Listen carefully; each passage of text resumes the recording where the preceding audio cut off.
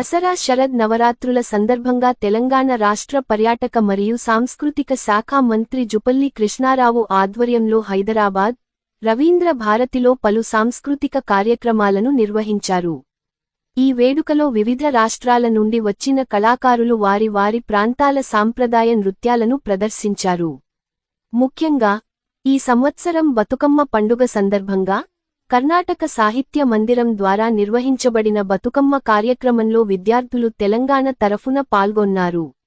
వారు బతుకమ్మ పాటలకు అనుగుణంగా గ్రామీణ లయలతో కూడిన నృత్యాలను ప్రదర్శించి ప్రేక్షకులను అలరించారు.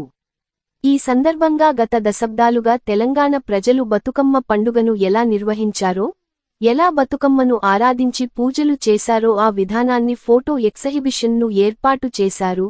తెలంగాణ సాంస్కృతిక శాఖ ఏర్పాటు చేసిన ఈ ఫోటో ప్రదర్శన బతుకమ్మ వైభవాన్ని ప్రాముఖ్యతను తెలుసుకునేందుకు ఎంతో దోహదపడుతుందని ప్రజలు, కళాకారులు అభిప్రాయపడ్డారు.